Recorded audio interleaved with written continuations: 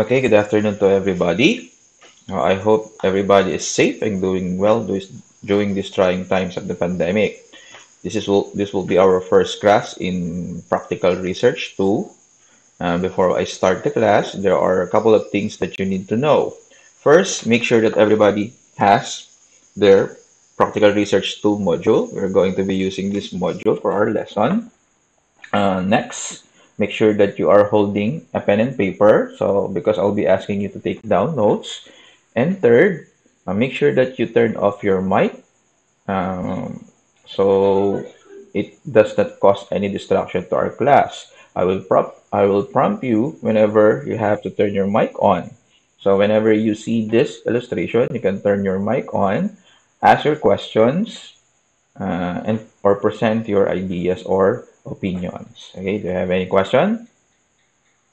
Okay, so if you don't have any question, let's proceed. So let me introduce myself first. So I am Sir Relly Castro. You can call me Sir Relly, or you can call me Sir Castro, or simply as Sir. So I'm going to be your teacher on this subject. So our subject is Practical Research 2. It is also known as your um, Research in Daily Life 2. So they're the same. Practical Research 2 focuses on quantitative research. Last semester, you took up Practical Research 1, which focuses on qualitative research. Okay, so in this particular module, you're going to be introduced to the basic concepts of inquiry and research. So in this module, we are going to be discussing the relationship between inquiry and research, the meaning of inquiry and research, the different kinds of research, its strengths, characteristics, and weaknesses. Now, after going through this module, of course, you're expected to describe the characteristics, strengths, weaknesses, and kinds of quantitative research. So those are the things that you have to know after we end this module. So, questions? Okay, none. So let's proceed with our lesson. Okay, so take a look at this statement. So let me read the statement. The development of the society, from its simple to complex state, will reveal the many and varied problems faced by humankind. So can anybody tell me something about the statement?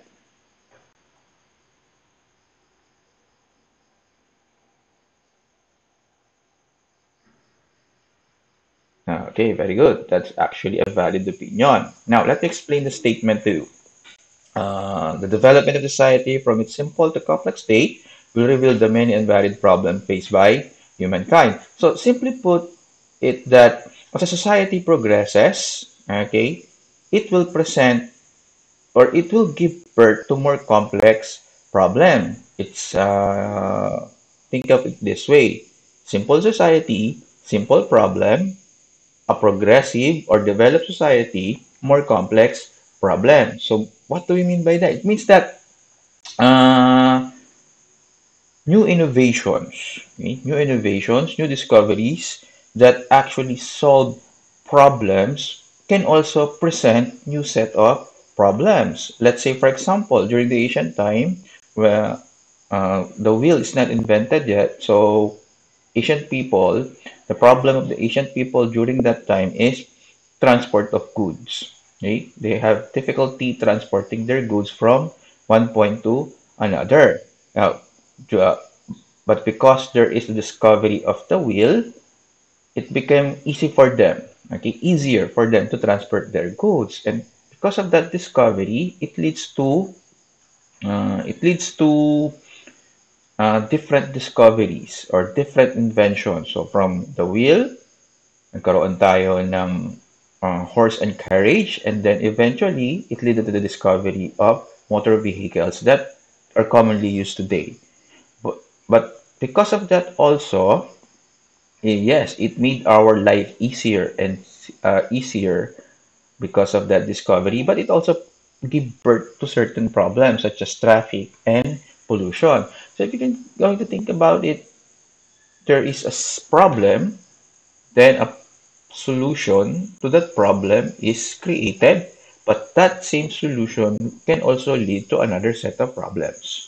So that's what we mean by this statement. Our society progresses. Okay? It can also give birth to different problems. Okay? So if you're going to be thinking about it, okay, you're going to be thinking about it, human history are abound with problem. Means that problems are everywhere. Poverty, uh, pollution, crime. Okay, problems are everywhere in different variety, in different perspective, which affect mankind. Problem can be observed in politically, socially, environmentally. That affects many aspects of our life.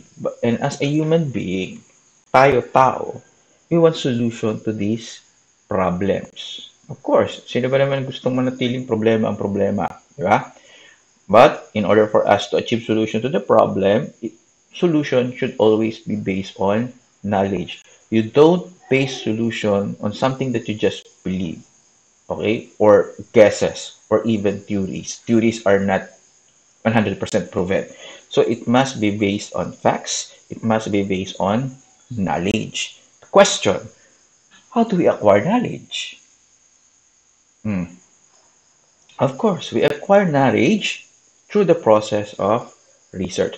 That's how important research is. If you want a solution to a problem, you acquire knowledge. How do you acquire knowledge? You do research. As simple as that. Okay? Many of the things that we take for granted nowadays are actually a product of research. Okay? Do you think cell phones would exist if Alexander Graham Bell did not invented the telephone? Right? So, so we have to give credit to research. Why do you have to do research? Okay, because we do research in order for us to find solution to problem. We do research in order for us to produce new knowledge that we use to solve problems. Okay, so that's research in a nutshell.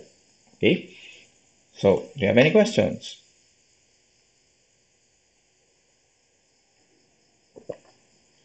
Okay, none. So let's proceed. Now, let's talk about inquiry and the meaning of inquiry. What is inquiry? So according to Baraceros, inquiry is a learning process that motivates you to obtain knowledge or information about people, things, places, or events. It's a little bit complicated, but let's simplify it. Inquiry is basically seeking for truth, information, or knowledge. If you want to know the truth, you inquire. If you want to seek information, you inquire. If you want to gain knowledge, you inquire. Simple as that. Okay? So inquiry is basically the process of questioning. Right? When you question, you inquire. When you inquire, you gain information, you gain knowledge. Simple as that. So, let me give you an example. Let's say you are trying to buy a new cell phone. So, bumili ng bagong cell phone. You go to the mall.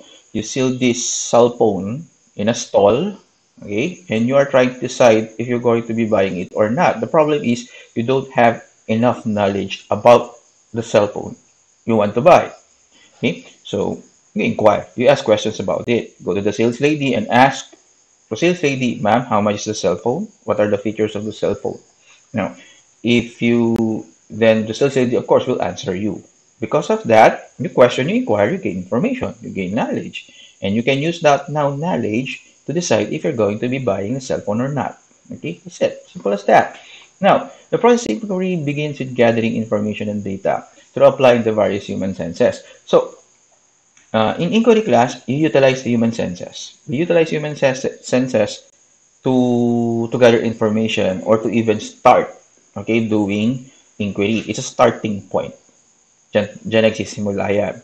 So, what are the human senses? You have your sense of sight, you have your sense of hearing, you have your sense of smell, you have your sense of touch. May nalimutan ba ako? Ayun. Okay? So, basically, you saw something, you see something, makes you curious, you ask question. You hear something, it makes you curious, you ask question. You taste something, okay? It makes you curious, it it makes you question. You want to know, right? You want to know. The inquiry is done from birth till death. Okay? Now, the definition of inquiry is not what we know and how we come to know. It means that if you're going to be take a look at it, when you do the process of inquiry, it's not what we know. Okay? It's not what we know. Hindi yung kung ano yung alam natin ngayon. You ask yourself, how we come to know? Paano ba natin nalaman yun? Okay? Magkulat ka na lang, it's because of inquiry.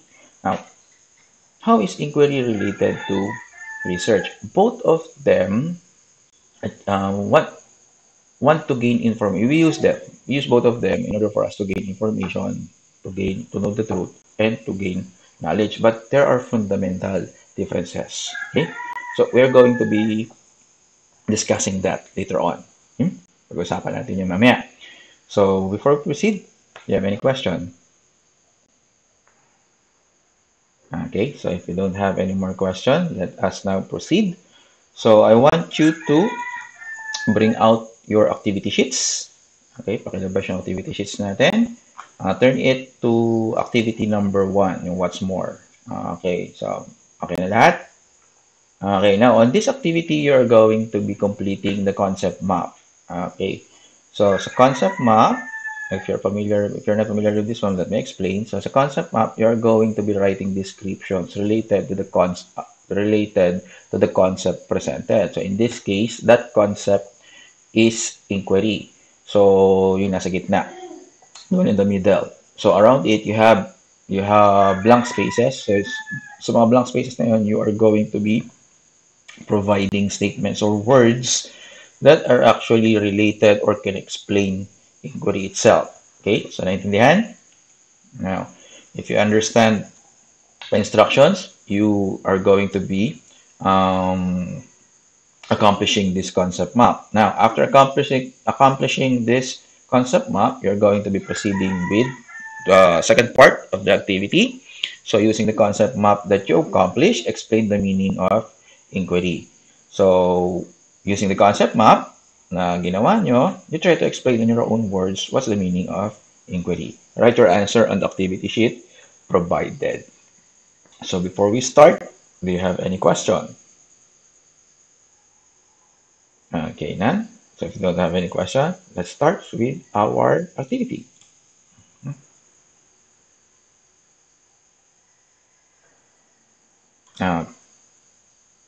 Okay, ball pens down. Okay, now, before we proceed with our next discussion, does anybody have a question? Okay. Okay, wala. Now, let's proceed with the next part of our discussion. So, the next part of our discussion, we are going to be focusing on the nature of research. So, kanina, we've talked about inquiry. So, I've also told you that inquiry is related to research in a sense that both of them, the goal of inquiry and research is for us to gain knowledge and information. But there is a fundamental difference. The fundamental difference is research is a systematic investigation for information. It means that it is a step-by-step process. It can be considered to be as a more formal process of problem solving, comparing it to inquiry. In inquiry, you just ask question. Nagtanong ka lang. When you ask question, you gain information. But in research, you don't just ask question. That's actually the first part. Okay? In research, you investigate. A step-by-step investigation in order for you to gain information, in order for you to gain knowledge. So, research is scientific. Bakit tinawag natin scientific? Because it utilizes the scientific method. Okay? So, the scientific method is a step-by-step process, basically research. Okay? You start with the question and then you try to look for something about the topic. You formulate your hypothesis or you try to guess intelligently what will be the result. Okay, and then you test that hypothesis during the experimentation phase. You collect your data, you collect the data from the experimentation, and then you analyze that data before you actually arrive at your conclusion. That is a scientific method. Basically, that is research. Okay, those are the different chapters of a research paper. Now, research is also experimental, kagaya nga na nabanggit ko kanina during the scientific method. In the experimental phase, you test your hypothesis. You create a hypothesis, an intelligent guess, and then you test it. okay, during the experimental phase. Research is also said to be inductive. Pag sinabi natin inductive, from specific to general. So it means that it's like a pieces of the puzzle. Okay, so you look at the different pieces of the research, different pieces of the topic that you're trying to do research on, and then you put it together in order for you to see the general conclusion, or in order for you to arrive at a general picture, in order for you to arrive at a general conclusion. Okay, now uh, research always starts with inquiry. That is why research and inquiry are related. Ang research lagi nagsisimula sa tanong. Okay? Research always starts with a question. Okay? It always starts with curiosity. It always starts with a problem. So always remember that. That's why inquiry is fundamental to research. Okay. Research is generally classified into two categories. Okay, so ano yung dalawang categories na yun?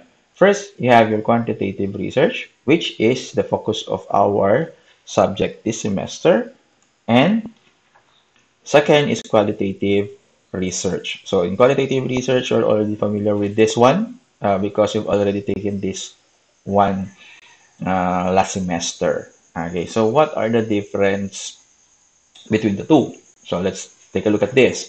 So quantitative research utilizes numerical data. So we deal with numbers. Simple as that. Numbers. Everything is in a numerical form. In qualitative research, you deal with textual data. So textual data, words, opinions that you gather during an interview or observation. Now, another one is in quantitative research, you ask specific questions. Okay, specific questions. While in qualitative research, you ask broad questions. Okay, you can see the difference. Okay, in quantitative research, we analyze, since that we are utilizing numerical data, you use statistics to analyze it. Okay, so we have many statistics that you can use. Okay, measures of central tendency, you can use your ANOVA, so on and so forth. Okay, so that's why prerequisite of quantitative research is you have to have a proper understanding of statistics and probability. It's important. Okay, and in qualitative research, you analyze data by uncovering trends and themes. You look at your interview, you look at your observation, you try to find out if there are a theme or a pattern. That's where you're going to be basing your conclusion. Okay, and last one, in quantitative research, it is considered to be as unbiased or objective, while in qualitative research, it is subjective or biased. So what do we mean by that? In quantitative research, since we are dealing with numerical data, it's a solid data. Okay, solid data. So it remains unbiased. It remains objective because numerical data is solid. Hindi mo pwedeng baliin yan. 1 plus 1 will always be 2. Okay, you ask one person, 1 plus 1, the answer will always be 2. You ask another person, 1 plus 1, the answer will always be 2. While in qualitative research, one person's opinion can be different from another person's opinion. So it can be subjective, so it can be biased. Okay? Naintindihan po ba? So that is the difference between quanti and quali. General differences. Have any question? Okay, so if you don't have any questions, let's proceed with activity number 2. So activity number 2 is similar to activity number 1. You're going to be completing the concept map below, but instead of inquiry as the main concept, we're going to be using research as the main concept. Okay, and of course, after completing the concept map, you also use that complex map to explain the meaning of research. So do you have any questions before we start? Okay, no questions? If you don't have any questions, let's proceed.